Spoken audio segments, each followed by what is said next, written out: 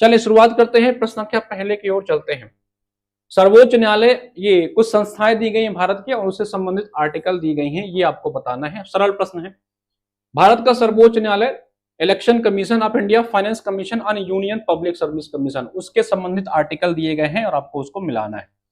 ठीक है, आप लोग प्रयास करिए इसके बारे में।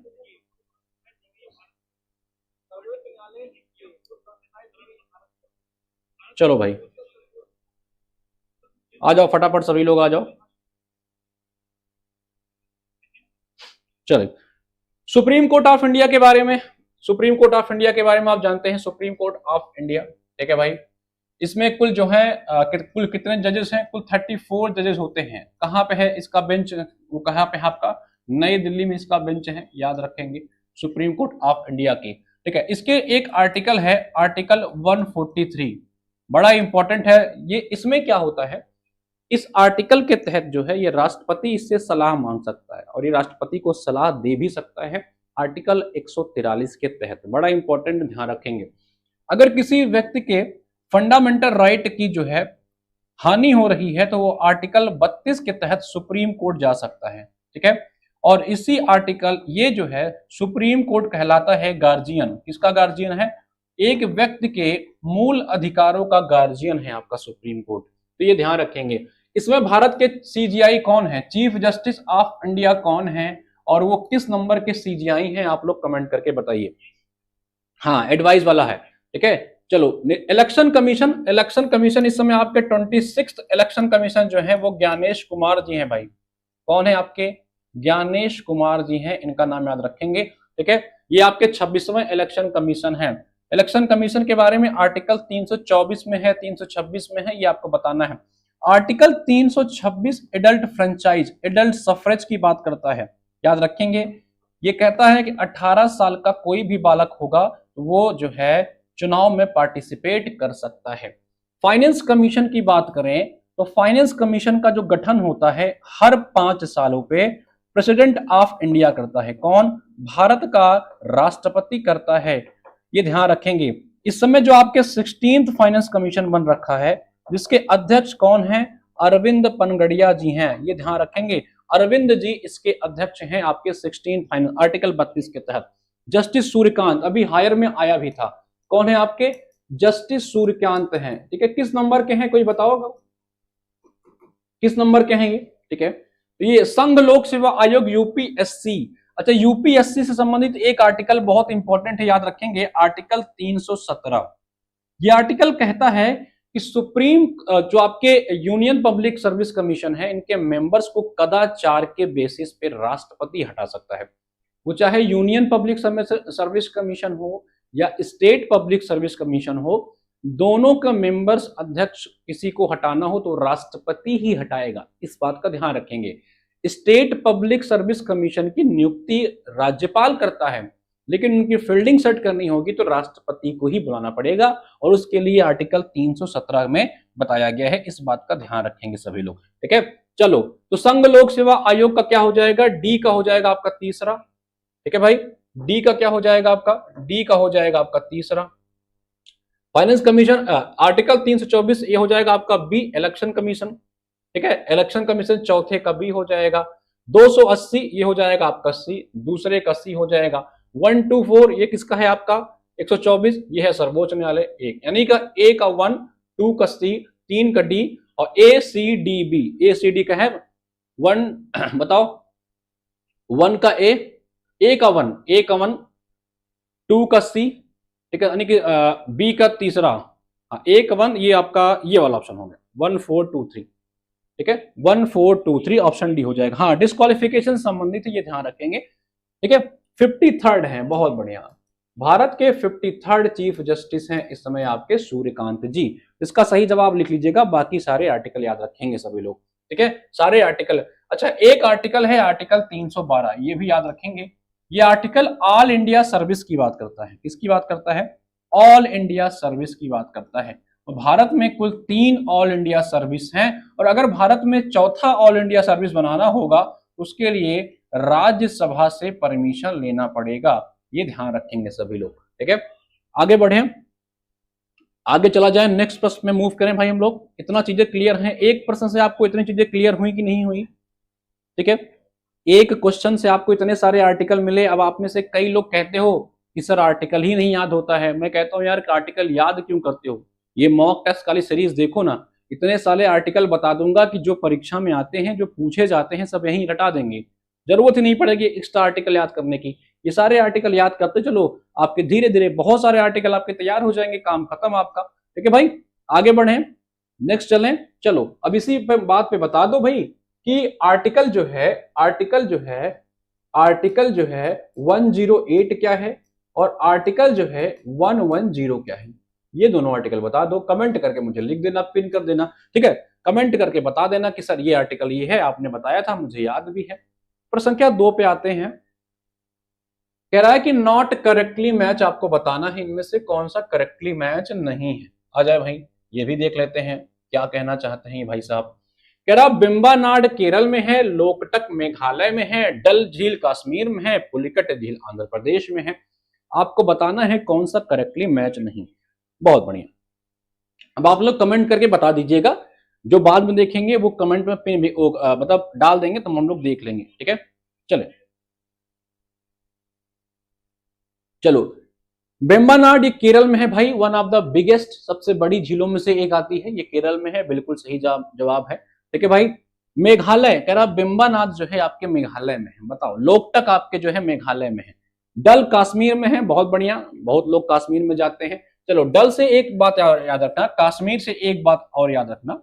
ठीक है, यहीं पे कश्मीर में एक दाची गांव या डाची गांव भी इसे कहते हैं, हिंदी में लिख लेना। ठीक है, इसे कहते हैं दाची गांव। यहाँ पे एक नेशनल पार्क है दाची गांव, याद रखेंगे। ये कश्मीरी हंगुल के लिए जाना जाता है, कई बार परीक्षा में पूछा गया है, याद रखेंगे, हंगुल के लिए जाना जाता है। ठीक है, ये वही हंगुल है जिसके जो है नाभि में कस्तूरी पाई जाती है, इसे कस्तूरी मृग भी कहते हैं। ठीक है, इसे क्या कहते हैं? कस्तूरी मृग भी कहते हैं, ये ध्यान रखेंगे। ये वही वाला है जो कहते हैं ना, कस्तूरी कुंडल बसे मृग ढूंढे बन माही, ऐसे घटघट राम है दुनिया देखे नहीं। ठीक है, यही वाले कस्तूरी हैं, इसको ध्यान रखेंगे।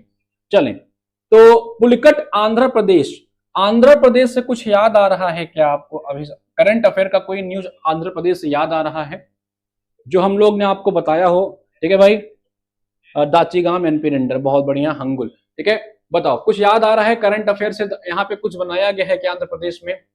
कोई ग्रीन यूरिया प्लांट वगैरह बनाया गया है किसी चीज का? ग्रीन अमोनिया प्लांट या ग्रीन यूरिया प्लांट? कोई कमेंट करके बताया, कल ही बताया था, कल ही वाले में, ग्रीन अमोनिया या ग्रीन अमोनिया। चलो, लोकटक कहाँ है भाई? मेघालय में कह रहा है लोकटक है। ठीक है, चलो, पुलिकट जो है भारत की दूसरे सबसे खारे पानी की झील है, ये याद रखेंगे सभी लोग। आज कम लोग जुड़े हैं क्या? वन कैपिटल, पहली कैपिटल, हाँ आंध्र प्रदेश। चलो अच्छा, आंध्र प्रदेश से थोड़ा सा याद कर लो। आंध्र प्रदेश से अलग होकर के तेलंगाना एक नया राज्य बना था भारत का। कौन? तेलंगाना। ये आंध्र प्रदेश से होकर के अलग बना था 2 जून 2014 को।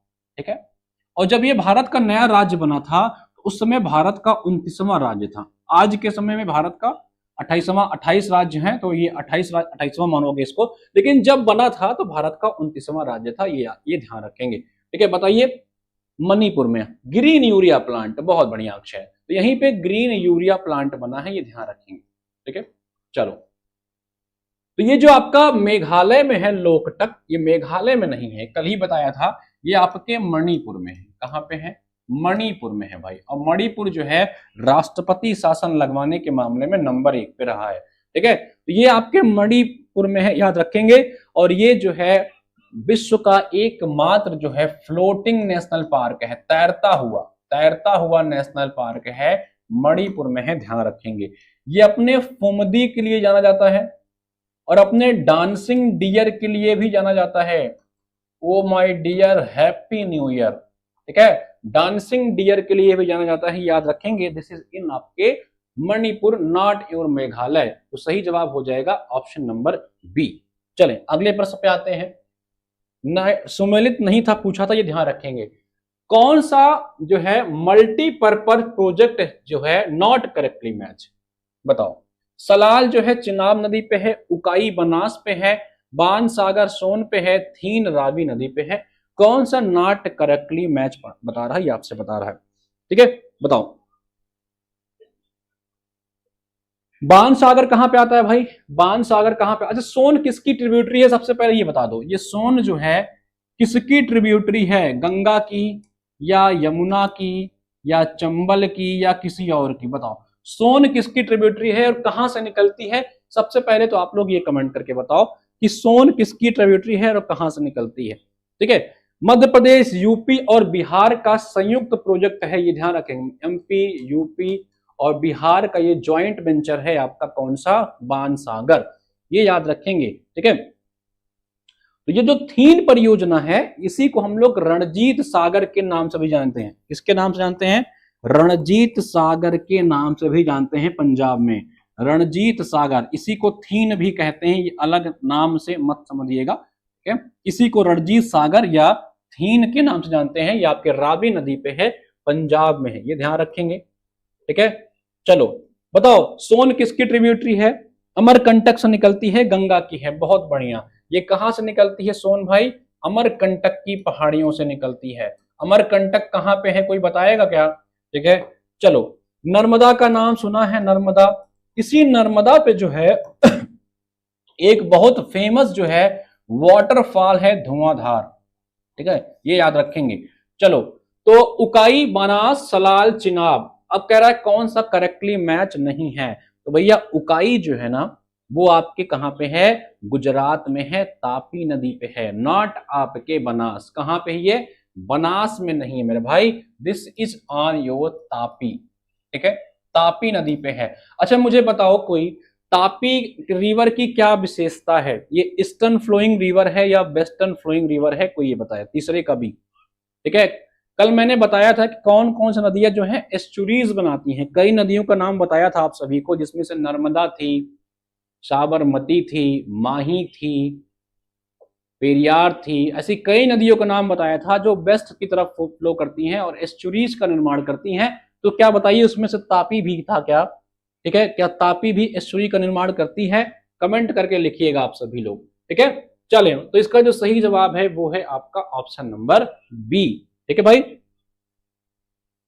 हाँ या ना में जवाब देंगे, एस्चुरीज का निर्माण करती है कि नहीं करती है, यस और नो लिखिएगा। चलो आ जाएं अगले प्रश्न पे, कुछ आपके मिनरल दिए गए हैं और टॉप प्रोड्यूसिंग स्टेट है, आपको बताना है, जैसे लौह अयस्क, कापर, गोल्ड और आपका मीका, मीका सिंह तो आपको पता ही होगा भाई। ठीक है, मीका, जैसे घर में प्रेस उस करते हो, कभी प्रेस उस का इस्तेमाल किया है, ये जो प्रेस होता है प्रेस, ठीक है, प्रेस के नीचवा जो लगा रहता है ना वो अभ्रक ही लगा रहता है। ठीक है, मिक्का क्यों लगा रहता है पता है, क्योंकि मिक्का का एक खासियत है, ये अपने अंदर से हीट को ट्रांसफर करेगा लेकिन इलेक्ट्रिसिटी को ट्रांसफर नहीं करेगा, ये ध्यान रखेंगे। ठीक है, काफी अच्छा होता है, इंपॉर्टेंट चीज है। ये राजस्थान के एक बड़े फेमस क्षेत्र में पाया जाता है, ध्यान रखेंगे, कहा सॉरी झारखंड में बहुत तेजी से पाया जाता है मिक्का, और झारखंड का किस क्षेत्र में पाया जाता है मैंने बताया है, कमेंट करके बताओ। तो अभ्रक, ठीक है, इसमें झारखंड है ही नहीं कहीं ऑप्शन में, उड़ीसा, कर्नाटक, राजस्थान, आंध्र प्रदेश, कोई बात नहीं, अगर आपके झारखंड नहीं है तो कहीं और भी होगा, कहीं और भी, चौथे का ए बता रहे हैं सभी लोग। ठीक है, बहुत बढ़िया। चलो तो अभ्रक जो है ये आपके झारखंड के साथ साथ आंध्र प्रदेश का जो नेल्लौर क्षेत्र है, कौन सा, नेल्लौर। ठीक है, यहां पे देखो प्रोड्यूसिंग स्टेट है, एक होते हैं प्रोड्यूसिंग और एक होते हैं किनके पास सबसे ज्यादा उपस्थिति है। ठीक है, तो झारखंड में हजारीबाग रेंज में पाया जाता है, बहुत बढ़िया। ठीक है भाई, चले तो प्रोड्यूसिंग में अगर देखोगे तो आंध्र प्रदेश का नेल्लौर, नेल्लौर एक जगह है आंध्र प्रदेश का, यहां पे बहुत सारे अभ्रक का प्रोडक्शन किया जाता है। ठीक है, ये झारखंड में भी पाए जाते हैं, सिर्फ ये भी ध्यान रखेंगे। और भैया गोल्ड की बात आ जाए तो तुरंत केजीएफ गोल्ड माइन का नाम याद कर लिया करो। ठीक है, केजीएफ का तुरंत याद कर लिया करो, बहुत फेमस गोल्ड माइन थी, ये कर्नाटका में थी, अब ये बंद हो गई है, इसी के ऊपर एक बड़ा मूवी बनाई गई है। ठीक है, तो ये ध्यान रखेंगे, गोल्ड माइन के लिए तो तुरंत सी का दूसरा पकड़ लेना। ठीक है, दूसरे का सी पकड़ लेना। ठीक है, और क्या हो गया आपका, अभ्रक मैंने बताया तो ये इसका डी लगा लेना। राजस्थान में क्या, तांबा, कॉपर, हाँ राजस्थान, चलो कॉपर लगा लो। तो आपका ए का तीसरे का बी, कौन सा ऑप्शन सही हो रहा है इसका? ए वाला 1 3 2 4, ए का 1, ए का 1, बी का तीसरा और आपका सी का दूसरा और ए चौथा, ये सही लगा लेंगे सभी लोग। ठीक है, चलो उड़ीसा में आपको पता होना चाहिए, उड़ीसा में जो है बॉक्साइट का उत्पादन भी बहुत होता है। ठीक है, इसके लिए कई क्षेत्र हैं बॉक्साइट के, ध्यान रखेंगे। ठीक है, जैसे कालाहांडी जो इसका क्षेत्र है ये बॉक्साइट के लिए जाना जाता है, ये ध्यान रखेंगे सभी लोग। उड़ीसा में कालाहांडी जो है बॉक्साइट के लिए फेमस है। नेल्लौर जिला जो है रॉकी भाई, हाँ भाई रॉकी भाई, केजीएफ वाले। ठीक है, चलो राजस्थान का जो खेतड़ी क्षेत्र है जिसे झुंझुनू को नाम से जानते हैं, इसे भारत का तांबा नगर भी कहते हैं, इसका झुंझुनू क्षेत्र है। ठीक है, वहां पे एक आपकी खेतड़ी माइन है, वहां पे तांबा बहुत होता है। कहां पे? खेतड़ी माइन में। और आज से नहीं होता है, इंडस वैली सिविलाइजेशन से होता आया हुआ है, इसे हम लोग तांबा नगर भी कहते हैं। इंडस वैली सिविलाइजेशन के समय से ही इसकी चर्चा है, तो ये ध्यान रखेंगे। सही जवाब हो जाएगा ऑप्शन नंबर ए। बड़ा इंपॉर्टेंट चीजें हैं, इसको याद लगा लेंगे। पांचवें पे आ जाइए, किसान क्रेडिट कार्ड। कम से कम छठवीं बार ये प्रश्न आपके सामने आ रहा है, छठवीं बार ये प्रश्न आपके सामने आ रहा है, इसके बारे में लगाइए। ये अभी चर्चा में भी आया था करंट अफेयर में। क्यों आया था इसमें चर्चा में, करंट में क्यों आया था समझ लीजिए। अब किसान जो है टेक्नोलॉजी वाले टूल, जो टेक टूल होंगे ना, टेक टूल, जैसे आजकल जो नए नए टूल्स आ रहे हैं, जैसे ड्रोन आ रहे हैं या नए नए मशीन्स आ रही हैं, उन मशीनों के लिए भी आप किसान क्रेडिट कार्ड के तहत क्रेडिट यानी कि उधार ले सकते हैं। इसीलिए ये चर्चा में आ गई है। तो अगर चर्चा में आ गई है तो इसका स्टैटिक वाला पार्ट आपसे पूछ लेगा। ठीक है भाई, चलो तो किसान क्रेडिट कार्ड की जो सुझाव दिया था ना, इसका जो सुझाव दिया था जिस कमेटी ने, उसका नाम था आरबी गुप्ता कमेटी। ठीक है, तो गुप्ता जी का नाम याद रखना। इन्होंने ही इसको सुझाव दिया था। ये 3 लाख रुपए तक ब्याज ले सकते हैं और 4% इनका जो है ब्याज दर होता है 1998। बहुत बढ़िया। ठीक है, 2020 में पीएम किसान के जो लाभार्थी थे ना, प्रधानमंत्री किसान, पीएम जो किसान के लाभार्थी थे, 2020 में उनको भी इसके तहत ला दिया गया था। ये कब शुरू किया गया था? ये शुरू किया गया था आपका 1998 में। ठीक है, 1998 में। इसमें भारत के जो प्रधानमंत्री थे वो थे अटल बिहारी वाजपेयी, अटल बिहारी वाजपेयी थे। अच्छा, मुझे कोई कमेंट करके बताया कि इस समय भारत के फाइनेंस मिनिस्टर कौन थे। मैंने बता रखा है भारत के फाइनेंस मिनिस्टर कौन थे, कोई बताया। उनका नाम या से था, ये मैं आपको जो है थोड़ा सा बता देता हूं कि आप याद करो। बताओ फाइनेंस मिनिस्टर कौन थे इस समय, ये आपको कमेंट करके बताना है। चलो, मैंने इनका नाम आपको पहले भी बताया रखा है, आप लोग को अगर याद होगा तो आप बताओगे। चलो आ जाओ, इसका ऑप्शन सी लगा लेना सभी लोग, सही जवाब। अगले प्रश्न पे आते हैं। राजा राम मोहन राय ने अपनी पुस्तक एकेश्वरवादियों को उपहार किस भाषा में लिखी है? राजा राम मोहन राय के बारे में यार हम लोग कई सारे बातें याद रखेंगे। बड़ा फेमस पर्सनालिटी रहे हैं। इनको भारत में आधुनिक पुरुष कहा गया, मॉडर्न मैन ऑफ इंडिया कहा गया। तो राजा राम मोहन राय के बारे में कई सारी बातें आपको बता देता हूं जो आपकी परीक्षाओं में पूछे गए हैं। ठीक है, राजा राम मोहन राय, इनके बारे में थोड़ा सा जान लीजिए। बहुत फेमस पर्सनालिटी रहे हैं। ठीक है, चले तो राजा राम मोहन राय ने अपनी किस पुस्तक में एकेश्वरवाद को उपहार जो है ये किस भाषा में लिखे, ये आपसे पूछ रहा है।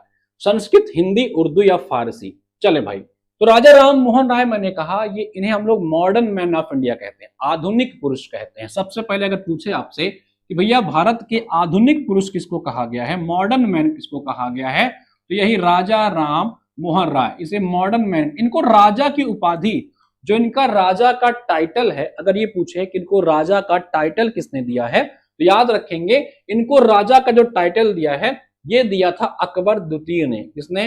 अकबर सेकंड। अकबर जो है द्वितीय था, सेकंड था, इसने इनको राजा का टाइटल दिया था। अच्छा, कोई मुझे कमेंट करके बताए कि इनकी डेथ कहां हुई थी और कहां पे जो है इनको दफनाया गया है या इनका जो है मेमोरियल बनाया गया, ये कमेंट करके बताइएगा। राजा राम मोहन राय ने 1815 में अपनी सबसे पहली जो संस्था बनाई थी उसका नाम था आत्मीय सभा। ये पूछता है परीक्षा में कि आत्मीय सभा राजा राम मोहन राय ने कब बनाई थी। बाद में इन्होंने 1828 में ब्रह्म समाज की स्थापना की। किसकी? ब्रह्म समाज की। ये भी इंपॉर्टेंट है, ये भी याद रखेंगे। ब्रह्म समाज की स्थापना की, जो बाद में 1866 के आसपास जो है आदि ब्रह्म समाज और अलग अलग दो भागों में डिवाइड हो जाता है। ठीक है। राजा राम मोहन राय ने 1829 में जो है 1829 में विलियम बेंटिक के साथ मिलकर के राजा राम मोहन राय, ठीक है, राजा राम मोहन राय प्लस बेंटिक, ठीक है, इन दोनों ने मिलकर के सती प्रथा को भारत से समाप्त कराया। सती प्रथा, ठीक है। और इसके लिए एक एक्ट लाया गया था, उसका नाम था एक्ट 17। ठीक है। सती प्रथा जो थी, याद रखेंगे, ज्यादातर उच्च जातियों में ही जो है फेमस थी। मतलब उच्च जातियों में जो अपर क्लास के लोग थे उनके यहाँ ही सती प्रथा थी। निम्न क्लास के लोगों के लिए ये सती प्रथा नहीं हुआ करती थी, ये ध्यान रखेंगे सभी लोग। ठीक है। कहां पे है इनका? Died in Bristol England. हाँ, ये कहां पे इनकी डेथ होती है भैया? ब्रिस्टल इंग्लैंड में इनकी डेथ होती है, ये ध्यान रखेंगे, ब्रिस्टल इंग्लैंड में। ठीक है। कहां पे? ब्रिस्टल में। ठीक है, ये इंग्लैंड में है, वहीं पे इनकी डेथ हो जाती है राजा राम मोहन राय की। और उन्हीं के डेथ के बाद फिर राजा राम मोहन राय की बनाई गई संस्था जो है वो धीरे धीरे जो है टुकड़ों में विभाजित होने लग जाती है। ठीक है, ब्रिस्टल में। बहुत बढ़िया। हाँ, देखो इनके एक बहुत शुरू में इनके एक बहुत सहयोगी मित्र थे इनका, उनका नाम था राधाकांत देव। लेकिन ये जब सती प्रथा को समाप्त करने लग गए तो राधाकांत देव जी का जो है इनसे विरोध हो गया। राधाकांत देव जी शुरू में इनके मित्र थे, राधाकांत देव से इनका जो है लफड़ा हो गया और राधाकांत देव ने एक संस्था बनाई इसको डिफेंड करने के लिए। उस संस्था का नाम था धर्म सभा। क्या नाम था उसका? धर्म सभा नाम था। यह राधाकांत देव इनके मित्र थे। कहते हैं मित्र ही सबसे बड़ा शत्रु होता है। तो बाद में इन्होंने इसको जो है इनका विरोध किया कि आप गलत करवा रहे हो। ठीक है भाई, सभी को गुड आफ्टरनून। हाँ जी, सभी को गुड आफ्टरनून। ये राजा राम मोहन राय के बारे में इतनी बातें याद रखेंगे और इनके बारे में बहुत सारी बातें हैं। ठीक है, बहुत सारी बातें हैं। अच्छा, इन्होंने एक चीज और किया था, इन्होंने ज्यूरी सिस्टम का भी विरोध किया था। जो ज्यूरी सिस्टम हुआ करता था, ठीक है, उसका भी विरोध इन्होंने दर्ज कराया था कि ये सब गड़बड़ काम है यार, तुम ज्यूरी उरी मत करो, ये सब गड़बड़ काम है, ये सब सिस्टम सही नहीं है। तो मोहन राय जी के बारे में बात याद रखेंगे। इन्होंने जो अपनी पुस्तक लिखी थी एकेश्वरवादियों को उपहार, अब आपसे पूछ रहा है कि किस भाषा में लिखी थी, ये आपसे बताना है। ठीक है, चलें। तो भैया इन्होंने और कई किताबें लिखी थी, जैसे एक किताब थी आपकी प्रिस्टेट ऑफ जीसस, क्या बोलते हैं, प्रिसेप्टस ऑफ जीसस करके किताब थी। एक किताब थी तुहफात उल मुअद्दीन। ये सब इनकी फारसी भाषा की किताबें थी। और ये जो किताब इन्होंने लिखी थी एकेश्वरवादी को उपहार, ये किताब आई थी इनकी सन 1809 में। ठीक है, ये फारसी भाषा में थी, याद रखेंगे। ठीक है, फारसी भाषा में थी। अब आप लोग कमेंट करके बताओगे जो मुगल थे, मुगलों की भाषा क्या थी? मुगलों की भाषा क्या थी, ये आप लोग कमेंट करके लिखिएगा। ठीक है, मुगलों की राजभाषा, उनकी राजकीय भाषा क्या थी, ये कमेंट करके लिखिएगा। क्योंकि राजा राम मोहन राय जी इतने इंपॉर्टेंट थे, इसलिए बिना इनके जो है हम एक्सप्लेन किए आगे नहीं बढ़ सकते थे। बहुत सारी चीजें आपको राजा राम मोहन राय के बारे में जानने को मिल गई है। ठीक है, चलें आते हैं अगले पे, आते हैं नेक्स्ट पर क्वेश्चन में मूव करते हैं हम लोग। ठीक है, अगले प्रश्न में मूव करें। हाँ, परसेप्टस ऑन जीसस, पर्शियन भाषा में मोए मोए। मुगलों की भाषा फारसी थी। प्रिसेप्टस ऑफ जीसस, हाँ यही इनकी किताब थी, याद रखेंगे। ठीक है भाई, चलें। बलवंत राय मेहता समिति किससे संबंधित? मानव अधिकार से, सहकारी समितियों से, पंचायती राज से या नगर पालिका से? अच्छा, कोऑपरेटिव सोसाइटी की बात हम लोग ने किस संविधान संशोधन में किया है? 97th कॉन्स्टिट्यूशन अमेंडमेंट एक्ट 2011 के माध्यम से संविधान के आर्टिकल 19C में इसकी चर्चा है। कोऑपरेटिव सोसाइटी का फंडामेंटल राइट है, ये ध्यान रखेंगे। ठीक है, आपका जो कोऑपरेटिव सोसाइटी है इसका बनाने का अधिकार फंडामेंटल राइट है। 97th कॉन्स्टिट्यूशन अमेंडमेंट एक्ट, ठीक है, किस उसमें है? हाँ ठीक है, चलो अब आ जाओ पंचायती राज, म्युनिसिपालिटी। म्युनिसिपालिटी किसमें भैया? इस संविधान के 74th ठीक है, संविधान के 74th कॉन्स्टिट्यूशन अमेंडमेंट एक्ट के द्वारा हमने इसको इंट्रोड्यूस किया था। ठीक है, इसको इंट्रोड्यूस किया था। इसमें टोटल जो सब्जेक्ट हैं, टोटल जो सब्जेक्ट होते हैं ये 18 होते हैं, ये ध्यान रखेंगे। ठीक है, ह्यूमन राइट्स, ह्यूमन राइट्स 43 का बी, 43 का सी, 43 का बी, बलवंत राय मेहता किससे संबंध है? 9 का ए, 9 का ए, 43 का बी। बहुत बढ़िया, बहुत बढ़िया। पंचायती राज सिस्टम, ठीक है। हाँ, बलवंत राय जी के बारे में आते हैं, तब तक आप आइए। ठीक है, अच्छा, पंचायती राज सिस्टम भारत में अगर बात करें, पंचायती राज इंस्टीट्यूट अगर बात करें, तो भारत में सबसे पहले जो शुरुआत हुई थी वो हुई थी नागौर, राजस्थान से, नागौर से। अब आप बताइए कि किस ईयर में हुई थी, किस ईयर में हुई थी, ये आपको बताना है। पंचायती राज के लिए हमने कई कमेटी बनाई, जैसे बलवंत राय मेहता कमेटी, BRM, ये कमेटी बनती है 1957 में। ठीक है, 1, 2, 3, ये 3 टीयर की कमेटी थी, कई बार बताया हुआ है। फिर एक आती है अशोक मेहता कमेटी, कौन सी? अशोक मेहता, 2 नाम था इनका। ठीक है, 2 अक्षर थे। ठीक है, तो ये कमेटी 77 में बनती है और 2 टीयर की बात करती है। देन आती है एक कमेटी LM सिंघवी कमेटी, 1986 में। इसने पंचायती राज्यों को कहा था संवैधानिक दर्जा देने की बात, और बाद में हम लोग क्या करते हैं, 73rd कॉन्स्टिट्यूशन अमेंडमेंट एक्ट, किसके द्वारा? 73rd कॉन्स्टिट्यूशन अमेंडमेंट एक्ट के द्वारा इसको जो है पंचायती राज्य को संवैधानिक दर्जा देते हैं। और संविधान के पार्ट 9 और शेड्यूल 11 में इसकी चर्चा है, और कुल 29 विषय इसमें है। और ये अगर बात करें म्युनिसिपालिटीज, ये संविधान के पार्ट 9A में और आपके शेड्यूल 12 में चर्चा है, ये ध्यान रखेंगे। ठीक है भाई, तो इसका जो सही जवाब है बलवंत राय मेहता जी का पंचायती राज से है, ये ध्यान रखेंगे। ठीक है, चलें। हाँ, 2 अक्टूबर 1959 को, बहुत बढ़िया। नागौर से कहा, कब? 2 अक्टूबर 1959 को इसकी शुरुआत होती है नागौर जिले से। नागौर राजस्थान में जिला है। ये अपने जो है अश्वगंधा के लिए बड़ा फेमस है, ये ध्यान रखेंगे। अश्वगंधा, यहाँ की मेथी भी बहुत फेमस है। ठीक है, अश्वगंधा और मेथी दोनों बड़ी फेमस है। बाद में GV के राव कमेटी आई, धुंगन कमेटी आई, बहुत सारी, हनुमंत राव कमेटी आई।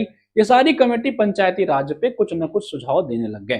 ठीक है, हाँ भाई, चले, बहुत सारी कमेटी आई, तो कमेटियों की कमी नहीं है। चले आगे बढ़ते हैं, नेक्स्ट प्रश्न में मूव करते हैं। क्लियर है ये? चलो आ जाओ, अगले प्रश्न में मूव करते हैं। प्रश्न संख्या आपका नेक्स्ट हो जाएगा। पंडित दीनदयाल उपाध्याय पशु चिकित्सा विश्वविद्यालय कहाँ है? अगर ये नहीं बता पाए ना तो तुमको मोदी जी कसम कह रहे हैं। इस प्रश्न का फेंगुग्रीक, हाँ फेंगुग्रीक कोई मेथी कहते हैं क्या? अक्षय, क्या फेंगू कोई मेथी कहते हैं क्या हिंदी में? चलो बताओ, मोदी जी कसम है ये नहीं बता पाए, बताओ कहां पे है? पंडित दीनदयाल उपाध्याय पशु चिकित्सा विश्वविद्यालय कहां पे है? 10 बार बता रखा है। फैजाबाद, मथुरा, बरेली या झांसी? अच्छा, 1857 की क्रांति से मुझे कोई बताएगा कि फैजाबाद से कौन लड़ रहा था? 1857 के रिवोल्ट से कोई कमेंट करके बताए फैजाबाद से कौन लड़ रहा था? मथुरा के बारे में एक चीज याद रखेंगे, मथुरा बड़ा इंपॉर्टेंट शहर है उत्तर प्रदेश का भाई। ठीक है, इसके बारे में थोड़ा सा जान लीजिए। मथुरा जो है सबसे कम रेनफॉल, सबसे कम यहाँ पे रेनफॉल होती है। सबसे कम रेनफॉल अगर पूछे यूपी में कहाँ होती है, वो मथुरा है, इसका ध्यान रखेंगे। 1857 के रिवोल्ट में फैजाबाद से कौन लड़ रहा था, ये कमेंट करके बताइए। अच्छे पर्सनालिटी थे, बहुत फेमस व्यक्तित्व थे। देखिए भाई, चलो मथुरा में ही एक जगह है मखदूम। ठीक भाई, क्या मस्त काम करता मकसूद भाई। ये मकसूद भाई नहीं है, ये मखदूम भाई हैं, इनका नाम याद रखेंगे। और मखदूम अपने गोट रिसर्च सेंटर, ठीक है, बकरी अनुसंधान केंद्र के लिए फेमस है। किसके? बकरी अनुसंधान केंद्र है यहाँ पे। ठीक है, ये ध्यान रखेंगे मथुरा में ही। चलो बरेली, बरेली किसके लिए फेमस है? बरेली अपने सूरमा के लिए फेमस है, ये सभी लोग ध्यान रखेंगे, सूरमा के लिए। झांसी क्यों फेमस है भाई? झांसी में एक तो आपके ट्रांसफार्मर का फैक्ट्री है, जो आप लोग ट्रांसफार्मर यूज करते हो ना, वहां पे बहुत बनती है। 1857 की जो क्रांति थी, यहां से झांसी की रानी लड़ रही थी, झांसी। और झांसी किसने जाना जाता है? मखदूम। अहमदुल्लाह, बहुत बढ़िया बहुत बढ़िया। कौन लड़े थे यहां से? अहमद उल्लाह शाह लड़ रहे थे। अहमदुल्लाह ये अंग्रेजों के कट्टर दुश्मन थे, अहमदुल्लाह। ठीक है, इनके खिलाफ अंग्रेजों ने 50,000 रुपए की जो है बोली रख रखी थी कि भैया इनको जिंदा लाओ या मुर्दा। वांटेड में थे ये याद रखेंगे, वांटेड में थे। ये अंग्रेजों के बहुत कट्टर दुश्मन थे, जहां पाते थे अंग्रेजों को निपटा देते थे अहमदुल्लाह साहब। ठीक है भाई। फॉर्डर इंस्टीट्यूट, बहुत बढ़िया बहुत बढ़िया। चारागाह जो रिसर्च सेंटर है झांसी में, कौन सा? फॉर्डर रिसर्च इंस्टीट्यूट, चारागाह, बहुत बढ़िया। चारागाह सेंटर भी आपका यहीं पे है, आपके झांसी में। तो भैया पंडित दीनदयाल उपाध्याय पशु चिकित्सा संस्थान आपके मथुरा में है। यहीं पे काऊ के ऊपर भी एक रिसर्च सेंटर बनाया गया है, ये भी ध्यान रखेंगे। ठीक है, गाय के ऊपर। ठीक है, चलें। गुड आफ्टरनून सभी को गुड आफ्टरनून। अहमदुल्लाह। हाँ, एक बात और मथुरा में सबसे ज्यादा मेला अगर पूछे यूपी में कहां लगता है तो इसी मथुरा में लगता है, ये भी ध्यान देंगे, ये बातें याद रखेंगे। चलें अगले प्रश्न की तरफ बढ़ते हैं।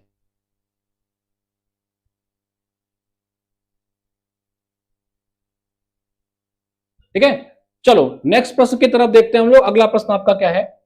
किस्तावर नेशनल पार्क कहां पे है? किस्तावर झारखंड में है, जम्मू कश्मीर में है, हिमाचल में है या उत्तराखंड में है? उत्तराखंड में आपको पता होना चाहिए, भारत का पहला नेशनल पार्क है। पहला नेशनल पार्क भारत का है, उसका नाम है जिम कॉर्बेट। क्या नाम है? Jim Corbett. ये भारत का पहला नेशनल पार्क है, याद रखेंगे। इसको पहले हम लोग हेली नेशनल पार्क नाम जानते। क्या नाम था उसका? हेली। हेली रे हेली। ठीक है, तो ये हेली था। 1936 के आसपास इसको बनाया गया था। और इसी नेशनल पार्क से हम लोग ने प्रोजेक्ट टाइगर की शुरुआत की थी। किसकी भाई? Project tiger. 1973 में प्रोजेक्ट टाइगर की शुरुआत हम लोग ने इसी से किया था, ये ध्यान रखेंगे। ठीक है, कॉर्बेट से जो हम लोग ने प्रोजेक्ट टाइगर शुरुआत किया था 73 में, इसी जिम कॉर्बेट से किया था, ये ध्यान रखेंगे सभी लोग। उत्तराखंड में आपको पता होना चाहिए कई सारे पासेस हैं। कौन से पासेस? जैसे नीति पास, माना पास। ठीक है, ये सारे उत्तराखंड में, ये ध्यान रखेंगे। हिमाचल प्रदेश में एक है भैया नेशनल पार्क, उसका नाम है कोल डेजर्ट। यूनेस्को के लिस्ट में बहुत अभी हाल ही में यहां पर इसको डाला गया था, तो यहीं पे है, ध्यान रखेंगे। जम्मू कश्मीर में अभी मैंने बताया हंगुल पाया जाता है। हंगुल कहां पाया जाता है? दाचीगम। अच्छा मुझे बताइए, कोई सलीम अली पंछी विहार कहां है? सलीम अली पंछी विहार कहां है? कोई कमेंट करके बताए। फूलों की, हाँ फूलों की घाटी भी यही है। ठीक है, सलीम अली पंछी विहार कहां पे है? कोई बताए मुझे कमेंट करके। ठीक है, नीति लिपू, हाँ बहुत बढ़िया बहुत बढ़िया। और क्या है यहाँ पे? लिपू लेखा भी है भाई। किंगरी बिंगरी, किंगरी विंगरी भी यहीं पे है, किंगरी विंगरी। ठीक है, ये भी आपका यहीं पे है, ये भी ध्यान रखेंगे। झारखंड में क्या है भाई? झारखंड में आपका पलामू है, पलामू। ठीक है, पलामू है आपका झारखंड में, पलामू। झारखंड अपने यूरेनियम के लिए फेमस है, यूरेनियम भी झारखंड में पाया जाता है। अच्छा यूरेनियम झारखंड में कहां पाया जाता है? कोई बताएगा क्या? यूरेनियम झारखंड के एक पर्टिकुलर एरिया में पाया जाता है, बड़ा फेमस एरिया है, कोई मुझे बताए कहां पे पाया जाता है। ठीक है, चले। झारखंड में एक जगह है आपका जमशेदपुर। क्या है? जमशेदपुर, याद रखेंगे। इसी जमशेदपुर में 1907 में हम लोग ने टिस्को की स्थापना की थी, और ये भारत में जब स्वदेशी मूवमेंट चल रहा था ना, उस समय बनाया गया था। ठीक है, यूरेनियम कहां पाया जाता है? कोई बताएगा? बताओ फटाक से बताओ। कुल्लू, तिस्पति एंड लाहौल वैली, रोहतांग पास। बहुत बढ़िया बहुत बढ़िया। बहुत सारे फैक्ट हैं यार, कितना कितना याद करोगे, जितना बताते चल रहे हैं तो याद रखो। ठीक है प्रश्न क्या 9 था ना ये? हाँ भाई चलो आगे बढ़े। तो उसका सही जवाब है किस्तावर। कहां पे है आपका? किस्तावर आपके जम्मू कश्मीर में है, किस्तावर। ठीक है, ये जम्मू कश्मीर में है, ये ध्यान रखेंगे। चलो जादूगुड़ा, बहुत बढ़िया बहुत बहुत धन्यवाद। ये कहां पे है? जादू भाई, यूरेनियम ऐसे भी जादू ही करता है। ठीक है, जब यूरेनियम पाया गया था, ये जादू ही किया था, एटॉमिक क्षेत्र में एक जादू ही हुआ था, तो जादूगुड़ा पाया जाता है आपका यूरेनियम। ठीक है, ये ध्यान रखेंगे, बहुत बढ़िया। चलें आगे चलें। जादूगुड़ा माइंस यूरेनियम के लिए फेमस थी। उसका जो सही जवाब है वो है ऑप्शन नंबर बी, याद रखेंगे। अगले प्रश्न में आते हैं, कह रहा है कि वर्ल्ड बायोडाइवर्सिटी डे कब मनाया जाता है? 22 मार्च को, 22 मई को, 23 जून को, 16 अप्रैल को। चलो अब ये देखो, मैंने कितनी बार कहा है कि जो 22 तारीख है ना बड़ा इंपॉर्टेंट है, ठीक है, 22 तारीख बड़ा इंपॉर्टेंट है। किसी का बर्थडे है क्या इसमें से? आप में से किसी का बर्थडे तो नहीं है 22 तारीख को? देखो 22 तारीख को क्या, एक होता है 22 मार्च, ठीक है, एक होता है आपका 22 मार्च, यहां पर लिखते हैं फटाक से, आ जाओ। एक होता है आपका 22 मार्च, 22 मार्च, फिर होता है 22 अप्रैल, फिर होता है 22 मई, ठीक है, ये याद रखें। और एक 5 तारीख बड़ा इंपॉर्टेंट है, दो चीजें बड़ा इंपॉर्टेंट है।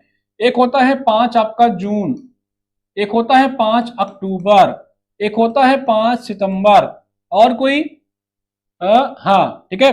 चलो अब बताओ फटाफट क्या क्या होता है, फटाफट बताओ सभी लोग। 22 मार्च को मनाते हैं वाटर डे, वाटर डे, ठीक है, जल सुरक्षा दिवस, इसका उल्टा कर लेना। अप्रैल को मनाते हैं अर्थ डे, क्या? अर्थ डे, पृथ्वी दिवस, ठीक है। मई को मनाते हैं बायोडाइवर्सिटी डे, ठीक है भाई।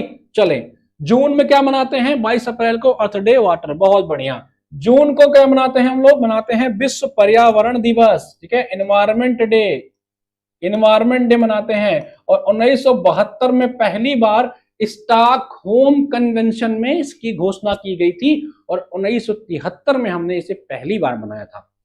5 अक्टूबर को मनाते हैं डॉल्फिन डे, कौन सा? डॉल्फिन डे, ठीक है। डॉल्फिन क्या है भाई? अच्छा बताओ, भारत की जो गंगा नदी को कब राष्ट्रीय नदी घोषित किया गया था, ये बताओ। 5 सितंबर को मनाते हैं शिक्षक दिवस, शिक्षक दिवस। शिक्षक दिवस हम लोग किसके उपलक्ष्य में मनाते हैं भाई? किसका बर्थडे होता है शिक्षक दिवस में, कोई बताएगा? शिक्षक दिवस किसका? आज ही अर्थ डे थीम है। आज 22 तारीख है क्या? बहुत बढ़िया, बहुत बढ़िया। आज 22 अप्रैल है, और आज 22 अप्रैल को ही है आपका अर्थ डे। इसकी थीम क्या है, कोई बताएगा? इसकी थीम क्या है भैया? अर्थ डे की थीम क्या है इस बार 2026 के अर्थ डे की थीम क्या है? क्या थीम लिखा है इन्होंने? हमारी शक्ति हमारा ग्रह, बहुत बढ़िया, हमारी शक्ति हमारा ग्रह, हमारा गृह या ग्रह, ठीक है। 2026 का थीम क्या है, कोई इंग्लिश में लिखकर बताए तो मैं थीम लिख दूं। आज का थीम क्या है? 5 जून 1972। चलो, राधा कृष्णन, बहुत बढ़िया। तो ये जो शिक्षक दिवस मनाते हैं, ये हम लोग राधा कृष्णन जी, जो आपके भारत के दूसरे राष्ट्रपति थे और पहले उपराष्ट्रपति थे, ये इनको हम लोग फिलोसोफर किंग के नाम से भी जानते हैं। क्या नाम कहते हैं इनको? फिलोसोफर किंग के नाम से भी जानते हैं। ये राष्ट्रपति बनने से पहले यूएसएसआर में जो है आपके फॉरेन सर्विस में रह चुके हैं, राजदूत थे। बताएं, 2018 में गंगा रिवर को डिक्लेयर किया गया था river, our power our planet, ठीक है, बहुत बढ़िया। आवर पावर आवर प्लानेट करके ये थीम है, ये ध्यान रखेंगे, ठीक है, ये इसकी थीम है भाई, ध्यान रखेंगे। क्या पूछ रहा है? विश्व जैव विविधता दिवस, लगा लो यार, ठीक है। 23 जून याद रखेंगे, इसी 23 जून को प्लासी का युद्ध होता है, प्लासी का युद्ध होता है 23 जून 1757 में, ठीक है। चलें आगे बढ़ते हैं, नेक्स्ट पे चलते हैं हम लोग, अगले प्रश्न पे आते हैं।